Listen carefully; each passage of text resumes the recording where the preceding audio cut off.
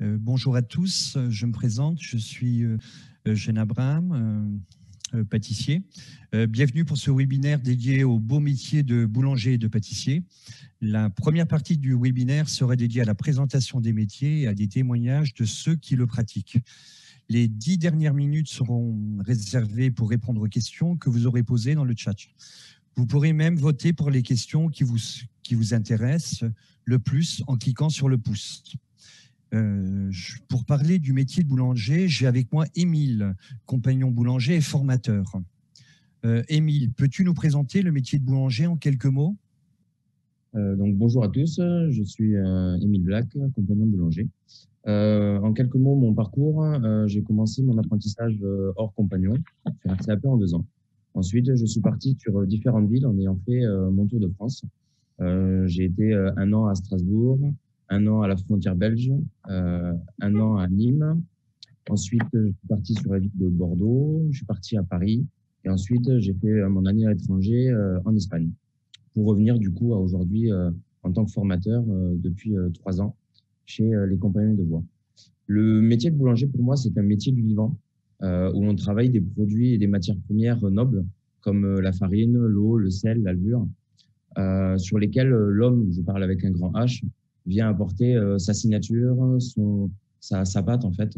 Tous les jours, le défi que se met un boulanger, c'est de sortir une production régulière, une production identique, avec toujours une recherche de développement de produits. Voilà. Et dans quel domaine est-on amené à travailler ce beau métier? Donc, le métier de boulanger peut se pratiquer sous différentes façons, dans le secteur autant industriel que de la grande distribution, autant dans la minoterie, donc dans les moulins, ou dans la formation et dans le conseil, en passant dans différentes boulangeries. Et quelles sont les perspectives d'emploi et de carrière pour ce métier? Les secteurs, les évolutions professionnelles? Alors, si je reprends donc ce que je vous ai dit auparavant, dans le secteur industriel, on peut très bien devenir responsable d'une ligne de production, responsable de développement dans cette entreprise ou responsable de qualité. En grande distribution, ouvrier boulanger dans une boulangerie, responsable de poste, adjoint ou chef de rayon dans des grandes surfaces. En minoterie, donc en moulin, il peut y avoir différents axes comme boulanger d'essai. Donc on teste en fait les farines pour savoir si elles sont commercialisables. Laborantin, donc faire des essais sur différentes farines. Démonstrateur et technico-commercial, où là on va passer en fait dans les boulangeries. C'est le métier que moi j'ai pratiqué en Espagne, où je passais dans les différentes boulangeries pour promouvoir les farines de notre gamme et conseiller en fait les boulangers sur l'utilisation de ces farines. Responsable et R&D, donc toujours dans le métier de meunier. Et ensuite, dans la formation et dans le conseil, où là, maître de stage, ce que je fais actuellement depuis 3 ans, formateur professionnel, boulanger conseil ou consultant. Donc ça, c'est à son propre titre, où on vient en fait compte apporter un savoir technique à des boulangers. Est-ce que tu peux nous parler du parcours de formation chez les Compagnons? Alors, le parcours de formation, donc il y a 3 axes où on peut commencer. Donc, si on sort du collège, il y a un CAP, le CAP en 2 ans. Ensuite, où on peut se perfectionner avec un CQP tourrier snacking. Alors, tourrier snacking, c'est autour de la viennoiserie et du snacking, donc de tout ce qui est salé. Ensuite, un BP, donc un brevet professionnel qui se passerait en 2 ans. Puis, 2 formations qui est sur diriger et concevoir et commercialiser un produit. Ensuite, si on sort de post-bac, donc, le CAP peut se faire en 1 an ou en 2 ans en formule API, donc c'est apprentissage par immersion en entreprise. Donc, c'est-à-dire que le jeune est 90% en entreprise et le reste se fait avec un complément au CFA. Puis ensuite, exactement pareil ce que je vous ai dit avec le post-collège, où du coup, on continue sur un CQP tourrier, un BP et diriger, concevoir et commercialiser. Et ensuite aussi, on peut très bien arriver déjà en fait en ayant notre diplôme, en ayant notre CAP, comme ce que j'ai fait moi, et en attaquant directement en fait avec le CQP tourier, le BP et diriger, concevoir et commercialiser. Il y a aussi 2 autres formations qui peuvent être faites en fin de Tour de France. C'est donc le BTS et une licence. Voilà. Ok. Merci Émile. Donc, la liste des formations est disponible sur notre site dans le catalogue de formation. Le lien est dans le chat. Voilà. Donc, toutes nos formations sont 12 semaines par an. Le reste du temps, c'est en entreprise, là où souhaite le jeune. Maintenant, je vais passer à Quentin, compagnon pâtissier et formateur. Peux-tu nous présenter le métier de pâtissier, Quentin ? Oui, pas de souci. Alors, métier de pâtissier, donc le pâtissier en lui-même, c'est celui qui va avoir la charge de fabriquer tout ce qui va être la partie sucrée d'une entreprise. On pense notamment à tout ce qui va être la pâte à choux, les tartes, les entremets. Il va avoir donc tout au long de la journée des commandes à réaliser, notamment pour tout ce qui va être les commandes de gâteaux d'anniversaire, les gâteaux de baptême, de mariage, etc. Les fameuses bûches de Noël, donc il est très présent sur tout ce qui va être les fêtes. Et le pâtissier aussi va être un petit peu un touche-à-tout, c'est-à-dire qu'il va toucher aussi au domaine de la chocolaterie, de la glacerie, mais aussi de la confiserie, un petit peu de traiteur. Donc c'est un métier qui est quand même assez complet avec des grosses périodes, notamment durant les fêtes et les week-ends. Et dans quel domaine est-on amené à travailler ? Alors on va être amené à travailler tout comme les boulangers dans le secteur artisanal, mais aussi on peut travailler dans tout ce qui va être l'industriel ou dans tout ce qui va être les supermarchés, etc. On va être aussi amené à travailler dans tout ce qui va être des laboratoires beaucoup plus techniques, beaucoup plus technologiques pour réaliser la recherche et développement. On peut être aussi amené à travailler dans un secteur qui est la restauration, donc on peut être pâtissier de restauration. Avec effectivement, donc on a plusieurs postes après, donc qui découlent de ça. Donc on peut très bien être chef d'un laboratoire de production en pâtisserie. On peut être aussi avoir sa propre entreprise. On peut être, comme je l'ai dit tout à l'heure, ouvrier pâtissier en restauration. On peut faire aussi comme les boulangers, un peu technico-commercial pour réaliser je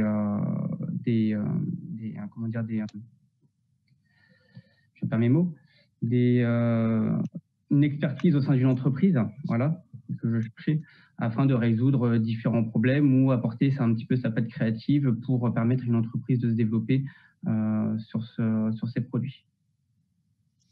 Est-ce que tu peux nous parler de ton parcours ? Oui, alors moi j'ai commencé en 2010 via un CAP en 2 ans hors compagnon. Après j'ai intégré les compagnons du Devoir et du Tour de France. Et je me suis formé tout au long de mon Tour de France. J'ai voyagé notamment à Grenoble. Après, je suis parti une année à Bruxelles. J'ai fait une année à Paris. Ensuite, je me suis envolé pour l'étranger à l'autre bout de la planète pour une année à Tokyo. Je suis revenu à Marseille. Après, j'ai intégré une école privée dans le but de faire formateur, donc qui se trouve à Yssingeaux en Auvergne. Et après, j'ai intégré Strasbourg depuis maintenant 3 ans en tant que formateur pâtissier, tourier, snacking traiteur. Ok. Est-ce que tu peux nous parler du parcours chez les compagnons, le parcours de formation ? Alors le parcours, donc il va être assez semblable aussi au boulanger. Il y a pas mal d'autres métiers. Donc si on est juste après le collège, on va intégrer le CAP en 2 ans. Si c'est du post-bac, ça va être un CAP en 2 ans, en 1 an, ou alors ça peut être aussi une formation API, celle qui se fait à 90% d'entreprises, qui elle se déroule en 2 ans. Et après, on va aller sur des formations complémentaires. Donc, on a le CQP Tourier qui lui réunit une classe de boulanger et de pâtissier, tous ensemble. On peut ou alors s'orienter vers un CAP chocolatier. On peut aussi s'orienter vers une mention complémentaire qui va permettre de développer tout le domaine du chocolat, de la glacerie, de la confiserie et du dessert à l'assiette. Et au travers de ces études complémentaires, on va s'orienter vers un BTM qui, lui, se déroule en 2 ans. Après, on peut aller vers une formation typée concevoir et commercialiser ou manager et diriger, où là, on va vraiment aller pousser tous les abords technologiques, mais aussi réglementaires et législatifs liés au métier. On peut même aller maintenant jusqu'à une licence dans tout ce qui va être recherche et développement et biochimie alimentaire. Ok, merci. Puis si on souhaite, si on a déjà un CAP, départ sur le Tour de France pour se perfectionner et devenir compagnon, tout en validant d'autres diplômes, tout ça, le détail, vous l'avez sur la fiche métier qui sera affichée sur le chat.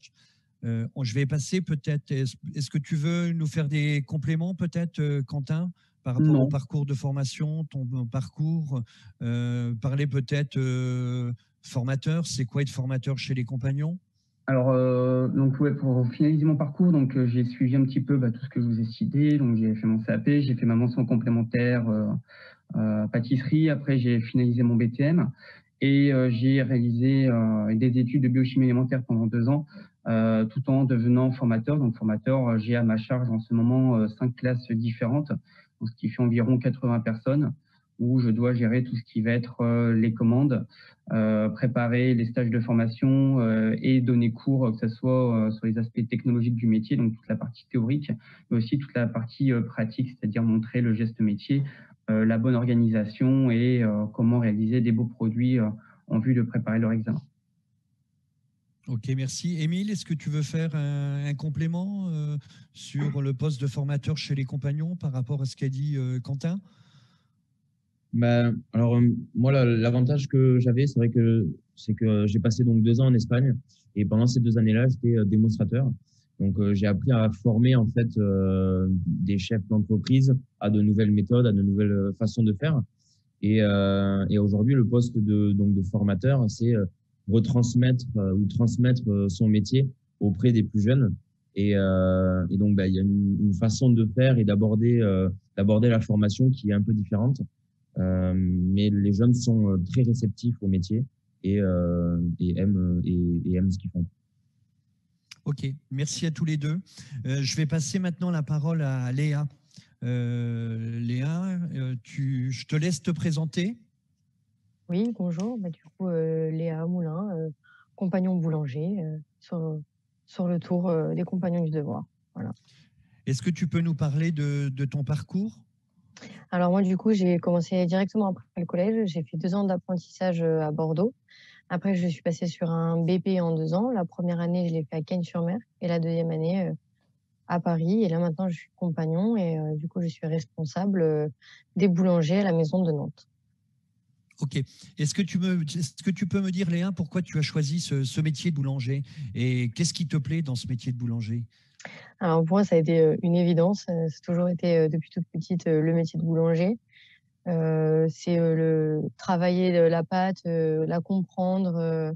C'est pas simplement mélanger de l'eau et de la farine. C'est vraiment quelque chose que j'aime. Et puis me dire qu'il y a énormément de personnes qui vont manger notre pain, par exemple rien que pour les fêtes de Noël, c'est hyper satisfaisant. Voilà. Et comment tu décrirais ton expérience chez les compagnons du devoir? Génial déjà. Ça permet de énormément apprendre à se connaître, à connaître les autres. On grandit hyper rapidement et on apprend toujours et on continuera toujours d'apprendre de tout le monde et sur soi-même. Et quels sont les atouts des compagnons du devoir par rapport aux centres de formation, les autres centres de formation d'après toi? Je pense que les atouts, c'est le fait qu'on puisse changer de ville aussi facilement tous les ans, retrouver des entreprises, de pouvoir connaître le savoir-faire dans chaque ville différente et toujours transmettre aux plus jeunes et même aux plus anciens nos connaissances et en apprendre aussi, quoi. Ok. Merci Léa. Tu as des compléments à nous faire par rapport à ce beau parcours? Est-ce que tu vis chez les compagnons, la vie en communauté? Est-ce que tu peux nous en dire quelques mots? Alors la vie en communauté, c'est vrai que c'est pas facile pour tout le monde, hein, c'est pas donné à tout le monde, mais c'est une superbe expérience. On apprend à connaître les personnes peut-être qu'on n'aurait jamais croisées dans la rue, ou on n'aurait jamais été leur parler. C'est vraiment une superbe expérience et c'est à vivre en tout cas. Ok. Merci Léa. Je De vais rien. passer la parole à Elfèche, qui est compagnon pâtissier. Est-ce que tu peux nous parler un petit peu de ton parcours de pâtissier et de tes expériences à aujourd'hui en entreprise et dans les différentes formations? Oui, bien sûr. Donc, déjà, bonjour à tous. Je m'appelle Elfèche, j'ai 23 ans. Je suis compagnon chez Pâtissier du Devoir. Au niveau de mon expérience, j'ai commencé chez Compagnon, je sortais d'un bac général ES. Et donc, du coup, je me suis dirigé sur la formation CAP en 1 an. Donc, que j'ai passé du coup à l'Argentière ABC dans les Alpes. Je suis ensuite parti sur une mention complémentaire pour travailler un petit peu tout ce qui était dessert à l'assiette qui m'intéressait. Je l'ai passé à Toulouse. Et du coup, après, j'ai attaqué mon BTM. Je l'ai passé du coup en 2 ans, donc une année de formation à Strasbourg et une autre année à Nîmes, que j'ai validée. Comme j'avais besoin de chercher un petit peu plus loin dans tout ce qui était technologie, ça m'intéressait énormément, je souhaitais approfondir dans ce domaine-là. Je suis parti du coup sur la formation concevoir commercialisé qui m'était proposée, que j'ai validée l'année dernière. C'est d'ailleurs cette année où je suis passé compagnon du Devoir. Et dans un désir toujours d'approfondir plus loin dans ce domaine, cette année, je suis parti sur un BTS en sciences et technologies des aliments. Voilà un petit peu pour l'expérience. Est-ce que tu peux nous dire dans quel type d'entreprise tu travailles aujourd'hui et quel est ton poste? Oui, alors aujourd'hui, je suis donc technicien de ligne chez Nestlé, donc la branche qui fabrique des glaces. Donc en fait, là, je suis en apprentissage actuellement et je travaille en binôme avec une personne qui me forme du coup à la compréhension de ce que peut être une ligne industrielle de fabrication de glace. Ok. Et tu as pu prendre ce poste, je suppose, chez Nestlé grâce au parcours Compagnon du Devoir et aux différents types de formations, c'est ça? Bien sûr, quand ils ont vu sur mon CV que j'avais fait le Tour de France avec les Compagnons du Devoir, bah, ça a joué énormément déjà.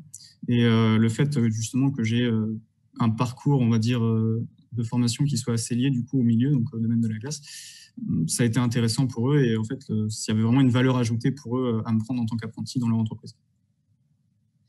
Est-ce que tu peux nous parler en 2 mots aussi de cette vie en communauté et de ces voyages?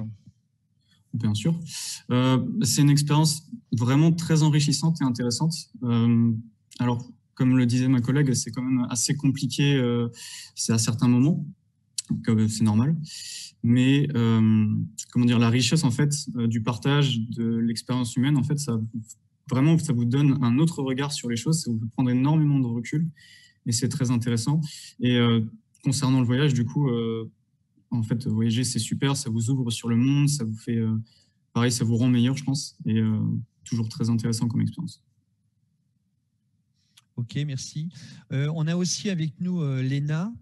Je vais la faire intervenir pour qu'elle nous parle un petit peu de son parcours, parce qu'elle a un parcours un petit peu atypique avec plusieurs expériences à l'international. Si tu peux nous en parler. Oui, très bien. Bonjour à tous. Je m'appelle Léna, je suis pâtissière et j'ai 23 ans. Et alors, mon parcours, je suis partie sur le Tour de France à 19 ans et j'ai commencé par la Suisse dans une entreprise assez polyvalente où j'ai pu faire de la boulangerie et de la pâtisserie. Ensuite, je suis partie pour la Lituanie à Vilnius où j'ai travaillé donc avec un compagnon. Le fait de partir à l'étranger si jeune, je pense que ça ouvre vachement l'esprit et on devient beaucoup plus débrouillard. Ensuite, après la Lituanie, je suis partie à Londres en restauration. Où, là, il faut apprendre l'anglais et on est un peu tout seul et il faut vraiment se bouger. Et après, il y a toujours les amis du Tour de France qui nous aident. Ensuite, je suis partie sur la ville de Quimper, en Bretagne, où j'ai pu encadrer des jeunes dans une maison. Donc pareil, toujours le partage et toujours avec les amis du Tour de France. Et cette année, je suis actuellement à Annecy. Donc voilà, c'est beaucoup de voyages et vraiment c'est très enrichissant. Moi j'ai beaucoup aimé, j'aime beaucoup. Est-ce que tu peux nous parler de la communauté et de la diversité des personnes dans cette communauté d'Annecy? Oui, alors cette année, à Annecy, nous avons donc, dans les métiers du goût, nous avons les fromagers qui sont présents. Donc, les fromagers, on a les boulangers, pâtissiers. Après, on a aussi tous les autres métiers que les compagnons peuvent proposer. Donc, tous les soirs, en salle à manger, on se regroupe tous et puis on partage tous nos expériences et ce qu'on a pu vivre dans la journée. Il y a vachement d'échanges. Dès qu'on a un souci en salle de cours le soir, on peut demander de l'aide à n'importe quel moment. Tout le monde peut nous répondre et c'est vraiment ça qui est chouette. On apprend de tous. Ok, merci. Je vais poser encore une question à Quentin, à Mathieu, à Quentin et à Émile et à Elfège. Qu'est-ce que vous comptez faire après votre Tour de France quand vous avez terminé non seulement votre mission de formateur pour Émile et pour Quentin et Elfège, après ton Tour de France, c'est quoi la projection de poste que tu vises ou quel est ton avenir professionnel? Est-ce que tu as une petite idée, Elfège? Oui, bien sûr. Du coup, mon objectif, ce serait de continuer à monter en compétences dans ce domaine-là. Alors que ce soit pour moi ou justement pour pouvoir, comment dire, aider les jeunes chez les compagnons qui souhaiteraient suivre le même parcours que moi. Là, actuellement, grâce à mes efforts, j'ai les notes suffisantes en fait pour pouvoir postuler dans une école d'ingénieur et c'est ce que je compte faire. Et j'aimerais bien donc du coup continuer dans le domaine de la recherche à long terme, donc en continuant de voyager parce que les compagnons de devoir m'ont donné le goût en fait du voyage. Ok, merci. Et pour toi, Émile? Alors, pour moi, donc, ça fait 3 ans que je suis formateur. Je pense encore y rester à peu près 2 ans pour avoir un petit peu vu pas mal un éventail assez large dans la formation. Et aujourd'hui, je pense monter mon entreprise. Je commence à y réfléchir, à essayer de voir différents axes, soit reprendre l'entreprise de mon premier patron d'apprentissage qui serait prêt à me la léguer et à faire quelque chose, ou créer tout de A à Z. Voilà. Ok, super. Et pour toi, Quentin? Alors pour moi, la montée en compétences se fait effectivement tous les jours parce qu'actuellement, pour information, je suis en train de passer mon CAP boulanger, donc un pâtissier qui passe son CAP boulanger. Et après, je vais rester encore quelques années en tant que formateur, mais j'ai pour projet déjà d'aller travailler en recherche et développement ou en tant que démonstrateur afin de continuer à voyager. Et pourquoi pas après retourner dans du un peu plus classique, on verra selon de quoi la vie est faite. Donc, ça veut dire ce goût du Tour de France et du voyage, vous allez le poursuivre après votre expérience chez les compagnons, c'est ça? Oui, perdure, tout à fait, oui. Donc, vous souhaitez vous former tout au long de votre vie et continuer à voyager? Tout à fait. Voilà. Donc, merci à tous pour ces très, très beaux témoignages. Là, j'ai un certain nombre de questions qui m'ont été transmises via WhatsApp. Donc, je vais vous les poser. Camille m'a transmis un certain nombre de questions. Une petite question pour toi, Quentin. Pouvons-nous devenir chocolatier après un apprentissage de pâtissier? Oui, rien qui l'empêche du tout. Même j'ai pour habitude de dire, honnêtement, vaut mieux devenir pâtissier avant chocolatier, parce qu'au moins on a quand même quelques bases sur pas mal de points, et au moins après tu n'es pas limité que à la chocolaterie. Mais il est tout à fait possible après CAP pâtissier de faire un CAP chocolatier. Il y a même un BTM chocolatier qui existe, donc on peut après très bien se spécialiser dans une voie beaucoup plus précise selon nos envies et le parcours que l'on va avoir. Ok, merci pour cette réponse. Alors, une deuxième question. Peut-on faire des études de boulangerie et de pâtisserie en même temps? C'est pour moi la question du coup? Alors, c'est pour toi, Émile, oui. On parle de boulangerie, donc c'est pour toi la question. Alors, les deux métiers sont complémentaires, mais pour bien faire, soit on commence dans le métier de boulanger, soit de pâtissier, et ensuite, on peut très bien passer sur un CAP en un an ou un CAP en un an en pâtisserie ou en boulangerie. Mais pour bien faire, il faut commencer par un métier et ça prend bien les 2 années à apprendre le métier de boulanger. Ok, merci. Est-il possible de faire un connexe chez les compagnons? Alors, je pense que vous lui avez un petit peu répondu. Je te laisse, Émile, répondre. Je vois que tu voulais prendre la parole. Non, c'est-à-dire un connexe, je n'ai pas compris. C'est-à-dire un CAP connexe. Est-ce qu'on peut tout ce qui est les CAP connexes, c'est les CAP chocolatiers, glaciers, voilà. Donc Quentin, je te laisse répondre. Oui, alors effectivement, donc, sur le Tour de France, on passe des diplômes. On peut très bien, par exemple, lorsqu'on fait notre première année de BTM où on n'a pas d'examen à la fin, passer sur le CAP chocolatier ou passer le CAP boulanger. Il faut juste en fait que les dates d'examen ne collent pas avec l'examen qu'on est déjà en train de passer en formation. Mais c'est tout à fait possible de suivre, de passer en candidat libre un examen. Ok, merci. Là, j'ai une autre question. Bonjour, j'ai le bac. Que fait-on dans la partie théorique lorsque nous sommes apprentis? Alors, si vous voulez, je réponds, hein, comme ça c'est... toute la partie, donc, que ce soit au niveau des boulangers ou des pâtissiers, hein, ça va être la même base, on va dire. Ça va être l'étude des matières premières, notamment, tout d'abord. C'est-à-dire de savoir d'où elles viennent, les comprendre, un peu leur histoire, de quoi elles sont composées et qu'est-ce qu'elles font dans une recette. Ça vous permet, en fait, cette technologie, cette partie théorique, de comprendre un petit peu toutes les éventuelles erreurs que vous pourriez faire ou au moins après les éviter. On a aussi une petite partie sur tout ce qui va être l'hygiène alimentaire, comprendre pourquoi est-ce qu'on fait telle action dans tel ordre pour éviter telle ou telle chose. On va aussi avoir parfois un petit peu une étude de prix pour savoir comment est-ce qu'on définit un prix de vente de tel produit. Ça dépend des formations et ça dépend du niveau, mais généralement, ça va être l'étude des matières premières et leur interaction chimique dans une recette. Ok, merci. Merci pour cette réponse. Peut-on entrer à l'âge de 15 ans au compagnon dans la pâtisserie? Oui. Tout simplement, oui. On a déjà eu des cas. Après, il faut voir selon les réglementations. Il doit y avoir une dérogation, enfin un mot des parents. Je ne sais plus exactement comment ça se passe, mais j'ai déjà eu le cas il y a 2 ans de quelqu'un qui avait même pas encore 15 ans, qui était à la fin de sa 14e année, qui est rentré chez nous après son brevet. Oui, nous acceptons chez les compagnons à partir de post-collège et post-bac. Donc, l'âge de 15 ans, à partir du moment, c'est sur dérogation, mais ça se fait très bien, il n'y a aucun souci là-dessus. Bonjour, le Tour de France est-il quelque chose d'obligatoire suite au CAP? Émile?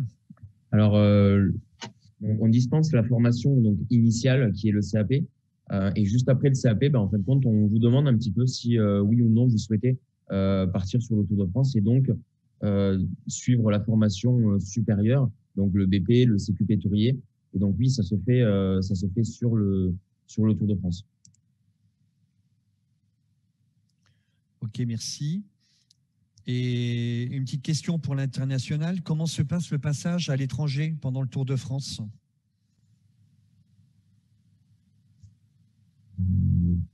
Un de vous deux qui est allé à l'international, je vous laisse répondre. Léna, peut-être, si tu as envie de répondre. Oui, pourquoi pas.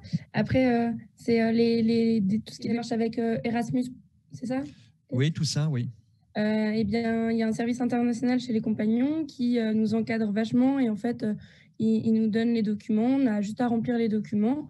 Les compagnons s'occupent généralement, tout ce qui est en Europe, de nous trouver notre entreprise. À l'étranger, on se débrouille. Après, on a souvent des contacts. Ensuite, en Europe, ouais, on a Erasmus Pro, ce qui est super pour tout ce qui est formation, parce qu'on peut apprendre l'anglais à l'étranger directement. Et voilà. Je ne sais pas si ça répond correctement. Très bien. Il faut savoir que les Compagnons du Devoir encadrent à peu près 400 jeunes qui sont à l'international sur les 5 continents et que nous avons un service spécialisé pour accompagner nos jeunes dans les démarches administratives et tout le suivi durant l'année. Ils ne sont absolument pas laissés seuls pendant 1 an. Léa, tu voulais intervenir? Non, c'est bon. Ok. Alors, je vais passer à une dernière question. C'est pour toi, Quentin. Peut-on faire de la confiserie? Alors, oui, on fait de la confiserie. Alors, on en fait très, très peu, voire pas du tout en CAP, mais c'est après, plus tard, que l'on en fait. Il faut savoir que le métier de confiseur, c'est un métier qui a tendance à se perdre. Et il y a très, très peu, voire quasiment pas du tout de formation en France. Mais c'est quelque chose que l'on fait, que l'on aborde en mention complémentaire, donc post-CAP, et que l'on voit un petit peu plus durant les années de BTM. Mais oui, on en fait un petit peu tout ce qui va être les bonbons caramel, les pâtes de fruits, tout le travail du sucre, on le voit. Ok.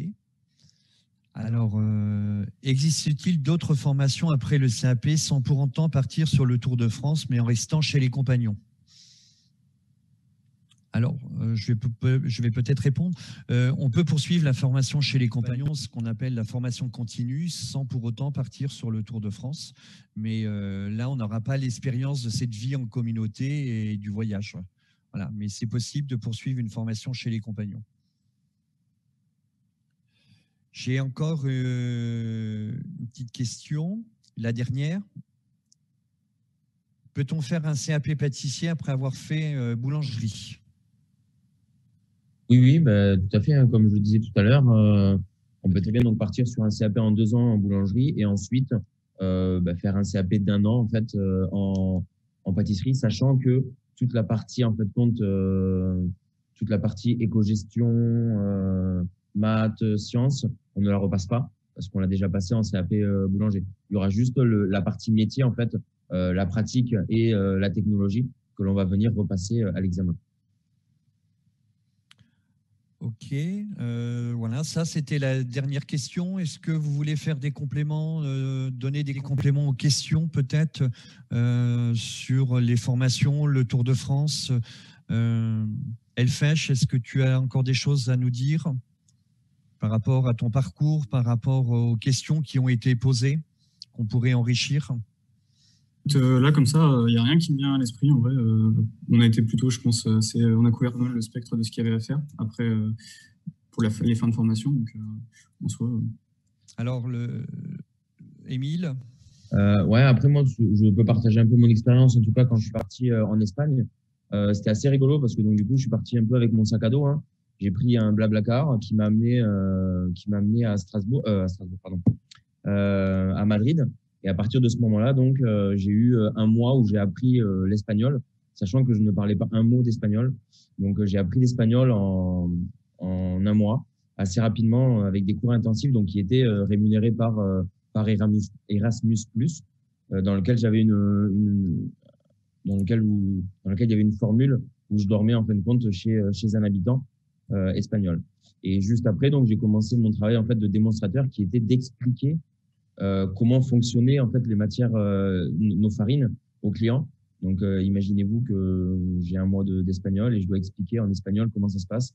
Au début, c'était très, très difficile, très fatigant mentalement. Et au bout de 2-3 mois, on commence à s'habituer au langage, on commence à s'habituer à la coutume. Et au final, ça se passe très, très bien, d'autant plus qu'en Espagne, ils sont très chaleureux et très accueillants.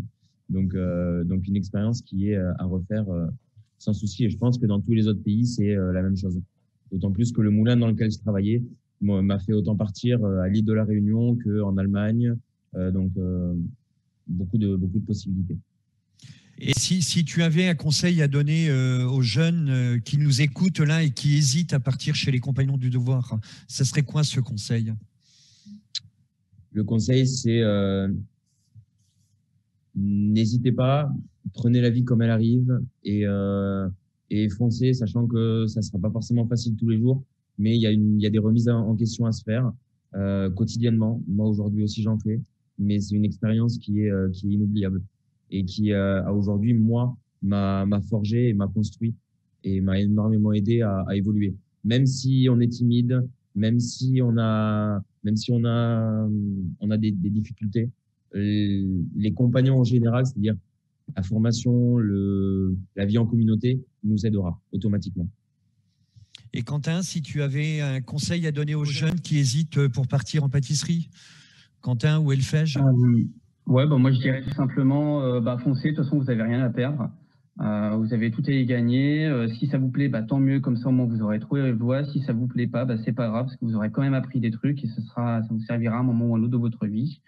Au pire, c'est que 2 années de votre vie sur les très longues qui vous attendent derrière. Donc foncez et puis trouvez votre voie, quoi. Si cela vous plaît, continuez. Si ça vous plaît pas, vous avez tout le loisir de changer et de trouver autre chose.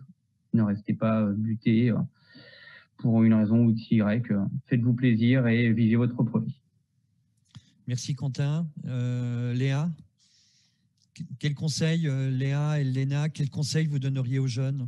Je crois que le même conseil qu'on dit nos collègues juste avant. C'est pas trop se poser de questions, y aller. Oui, c'est stressant, c'est beaucoup de changements, c'est un nouveau rythme, mais c'est hyper formateur, c'est génial. Et puis, bah, si ça nous plaît pas, la porte n'est pas fermée pour pouvoir partir. Et bien au contraire, on accompagne même pour ceux qui veulent changer de voie. Et c'est en tout cas pour moi, c'était une expérience juste inoubliable. Voilà. On pourrait dire que les Compagnons du Devoir, c'est la grande école de la vie, quoi. Voilà, je suis désolé, je vais être obligé de faire une petite conclusion. Merci d'avoir suivi ce webinaire. Désolé de ne pas avoir répondu à toutes les questions aujourd'hui, mais nous restons à votre écoute dans le chat généralement disponible sur la page des JPO. Vous pourrez échanger plus en détail lors de l'entretien de préinscription avec un responsable et vous pouvez démarrer votre inscription dès aujourd'hui dans le lien du chat. La vidéo disponible en replay sur le site à partir de mercredi.